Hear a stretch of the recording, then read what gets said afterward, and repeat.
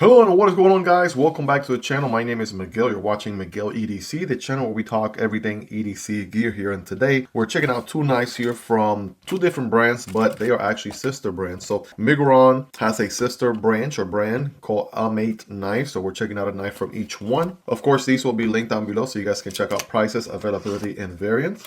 And doing the honors here, I got the Rivery Zero USA made milled aluminum for a very good price. Very fidgety utility blade. I can't recommend it enough. And let's go ahead and dive in here. Bada bing, bada boom. Okay, we got the Eymor flipper folder. Eymor. Hopefully I'm saying that right. Future me put that model name on the screen. So otherwise I'm afraid I'm butchering it. So let's see what this one here is all about. Here we go. Okay, we got a wiping cloth. We got a sticker, right? All Amate branding. We got some paperwork and oh baby, here we go. That is the knife right there. Nice little cushion there on the box. Some silica gel, right? Your usual stuff. So let's see, right? Quality check pass. So it's a good sign. And by the way, all Amate knives I've checked out here on the channel before, they've all done and performed pretty well. So also very affordable too. Miguron has very good prices on their budget knives, and Amate knives, right? They just get even sweeter and better of deals. So we have gray G10 on this one with the darker gray liners, right? Kind of going on the whole monochromatic look to it. We have a gray G10 backspacer. We have a deep pocket carry clip there. Not reversible for some reason, right? Just something to keep in mind there. I do like the little milling lines, right? A little bit of personality and whatnot. Otherwise, we have a back flipper and we have an opening hole here for deployment. So if you're ready, I'm ready. Bam. All right, well, there it is, guys. Check out this blade here. At first I thought it was going to be something like, if I had to kind of take a guess what kind of blade was going to come out of that handle, I was thinking like a leaf shaped blade. But no, this is more like a warning here with belly, or a very exaggerated drop point. So either one works, right? Let me know in the comments. Is it a drop point? Is it a warning? I'm going warning. Flat grind, of course, and we have 14C28 and steel, which is great for the budget category. It is going to be a liner lock. So checking out that liner right there.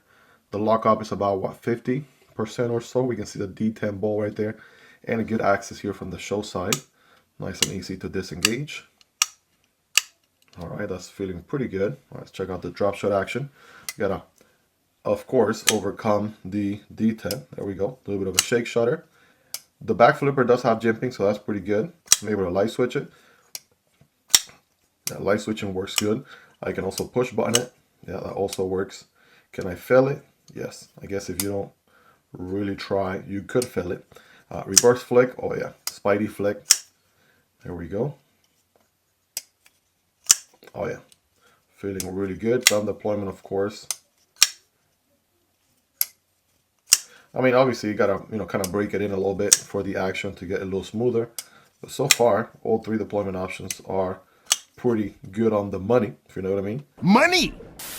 Now we have, as far as the ergos go, we have the standard hammer grip here behind the flipper tab, right? I do feel the pocket clip a tad bit. I'm gonna give it a good 8.5 out of 10 or so.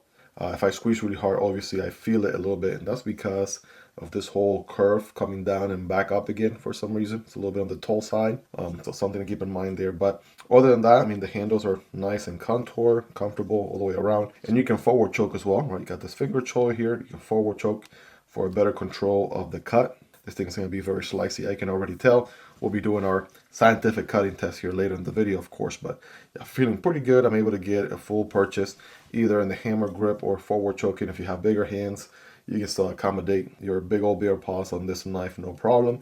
And it's more like, I want to say, medium to large knife, right? Somewhere in that category. Yeah, there's just something about this design. Obviously, I like Warnies. That's my Warncliffs are my favorite geometry on knives, followed by sheep's foot, and then maybe like a drop point blade or something like that. But I can tell, right? Action's pretty good. Obviously very fidget friendly with the multiple deployment options. So very straightforward knife right there. Obviously should be coming in at a very good affordable price as well. Have them all linked down below so you guys can check them out. Let's go ahead and check out this other bad boy here. So matter of fact, we'll have this guy do the honors. All right, and this is a Miguron knife, and let's find out what this one is all about. Getting a feel for the weight here, right? It's definitely feeling a little bit heavy, so let's go ahead and check here. This one is the Miguron small version GED, and then it cuts out with some dots. So let's future me is gonna double check and put it on the screen. Oh man, ladies and gentlemen, we are in for a treat. This thing is looking insane. We got a wiping cloth, some paperwork, and a Miguron sticker right there. And man, oh man, look at this chonker right here. Holy macaroni. So yeah, let's go ahead and get into it here, shall we? Woo, man. No wonder the box was a tad bit heavy. Take a look at the girth, right? The thickness on that blade. That's absolutely insane. That seems to have some sort of DLC coating on it. This is one of many Miguron knives that are overbuilt on purpose, right? Obviously, they know how to make a great EDC knife at a good budget price, but they also like to obviously dabble a little bit with some of the more obnoxious, right, overbuilt stuff, and with the very tastefully done premium material. So let me get my magnet of truth here. We're looking at titanium on the scales. I am getting a little bit of pull here. I'm not sure if it's from the liners. There's probably. All right, that is a titanium backspacer right there, and a titanium pocket clip. So it's going to be a frame lock. And what I like the most is the micro milling on this one. It's very tastefully done, very small, right? Something like you know, a Kunwu Chad, right? You can see how some milling can be done with some very accentuated diamonds, right? And these are just very nice and small. Here's the Demko AD 20.5 for reference, right? So bigger diamonds on these, this style of milling, but very nice, fine, smaller diamond sort of milling pattern. You already know I'm a sucker for that, 1000%. The Miguron logo on this side, captive pivot, right? And just an absolute beef boy, absolute beef steak right here. So if you're ready, I'm ready. We got thumb studs for deployment. We even have a folder here on both sides, so that's going to come handy. So without further ado, bam! Whew. Holy smokes, guys. Holy smokes. Now, that was a workout right there just to deploy that blade. We're looking at a massive M390 steel. Let me just give it a wipe here. Massive M390 steel blade. And again, this one does look like it has a DLC coating of sorts. Future me double check. Very nice and clean here on the show side. And did I mention this thing was thick? Right, we'll get some readings here in just a moment. But we do have a dual ground. We have a hollow ground right here, right? Digging the hollow ground there with a flat at the front. Nice little compound ground right there. Nice little clip point blade, if you would. And it is going to be a frame block. Just lifting this blade here. That is crazy, man. That is insane. Like the drop shot action. Take a look at this. Yeah, not even sweating it. Nice and droppy.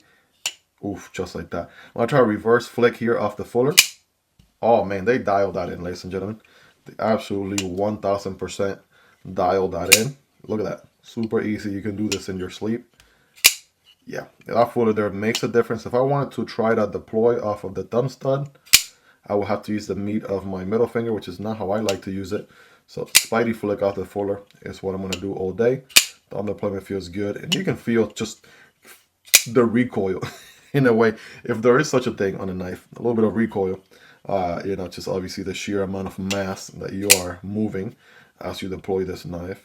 Again, purposely built, right? Somebody's going to be in the comments like, oh, Miguel, that knife is not for me because it's too big and too thick and too heavy. Listen, there's plenty of knives, a sea of knives out there to choose from that are obviously lightweight, much slimmer. One of my all-time favorites right now is the Vosteed Parallel, and I've been carrying this thing for, you know, anything, you know, elegant like dates or to church, right? Because it doesn't take a lot of room in the pocket. But this, in the same way, I like something nice and slim like this. I like everything in the spectrum, so I also like the opposite end of the spectrum. So I want to zoom in here just for giggles, right? Look at the sheer size difference, girth difference on these two, right? Just because I happen to have them on hand, you can see what the opposite sides of the spectrum could look like. So yes, skinnier knives do exist, lighter knives also exist, but that's not what this knife is going for. You know that, and I know that. And when Miguron made this knife, obviously they knew that. So let's not try to kid ourselves here. We have lockup right here with a steel contact, looking at, yeah, that's going to be like a 10-15% or so. Nothing crazy. And I'm able to get at the, yeah, definitely nice and wide there. I'm able to get good access to the lock bar, even though the cutout is not necessarily the most amount of cutout for access, but it doesn't matter. They're so far apart from each other that you could just push down here and to the left, and you can disengage, right, very easily. Now, of course, if you got big old bare paws, right, this knife got you covered. I'm able to get a full 4-finger grip here, right, hammer grip. Even has this little bit back here. So yeah, full purchase. And of course, they put a good old finger choil right there. So I absolutely love to see that as well. You can forward choke on the blade, get a little bit more control of the cut. If I was to nitpick, I do like this jimping. If they had carried that forward a tad bit, that would have been nice. I'm sure they didn't want it to mess with the fuller design, perhaps. Maybe something to do with that if I had to take a guess, but that's about the only nitpick I have. Other than that, you know, the pocket clip is not reversible, but you know, this is one of those knives that, as a righty, it does look very elegant with a clean show side. So I'm not sure if they make a lefty version or not. But one thing is for sure though, the pocket clip is comfortable. It's nice and wide. It also doesn't have any, like, you know, roller coaster sort of shape to it. It's nice and straight. So I'm going to give it a good 9.5 out of 10. All right, that's pretty solid. And again, just looking at the thickness on this thing, I'm absolutely blown away. Action is so good, man. Absolutely beautiful action. This thing is a beast, right? Absolutely a beast in every possible sense, right? But of course, you know, you wanted to know this, and I want to know this. What is the thickness on the blade? 0.24.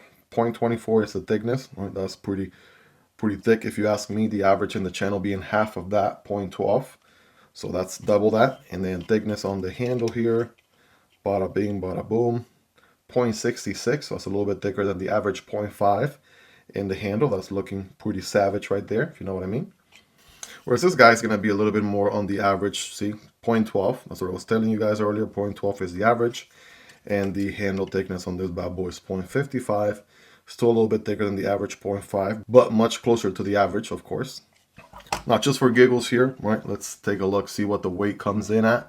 This first model we looked at, I want to say we got G10 and steel liners, 3.5 to 4 ounces. All right, we are in grams. All right, there you go. 3.6 ounces or 101 grams. That's not bad at all. And then as far as this guy, obviously there's a little bit more weight here. And somehow, surprisingly, it feels heavy, but not as heavy as it could be. There's good milling going on the inside here on the titanium, so that helps with the weight reduction. I want to say somewhere around 6.5, 7 ounces. I'm going to go 6.5 or 7 ounces on this bad boy. Let's take a look. Ooh, that was very close. 7.5 or 214 grams. Again, gotta remind you guys, right? This is not gonna be your bench-made bug out killer anytime soon. This thing is going for a whole different purpose, right? The overbuilt beefiness, pocket tank nature on this thing is 1000% intended. And for people who like knives like these, it is absolutely going to click 1000%. I promise you that. Might not be the kind of knife for everybody, but for the people who can appreciate something like this and do like stuff like this, it is going to click 1000%. So yeah, some quick size comparisons here for giggles, right? We got this guy's a little bit smaller. Obviously, this is a beefy boy right here, quite the size. Let's do some of the usual ones here on the channel. We got the MSI. So this guy's giving the MSI a run for its money. Here is the Stitch. Right, very comparable, very on par there. Typically, these knives are much larger than most knives that I feature here in the channel. So there you go. These are all linked down below, by the way. And they are rocking Lex custom scales in titanium. If you're interested, I got install videos on these. Also highly recommendable. We got the PM2 right here, keeping it in America. There is the Para 3. So this guy here is closer to the Para 3. This bad boy here is a little bit longer than the PM2. Right, guys, be the judge there. And last but not least, right, here's again the kind of knife that I like, the monochromatic type of knife, 50 shades of gray, no pun intended. That's pretty on par there with that model. This is the Kunwu Chad, which is going to be coming in a little bit shorter than this guy. But again, links for all these down below. If you guys are interested, check the description and the pinned comment. I do have content on all these knives as well. If you guys want to learn more, just put the knife name Miguel ADC on the YouTube search box and you'll find those videos right away. Now, let's go ahead and get scientific with it here. It is about that time. There we go. Got some paper, got some cardboard.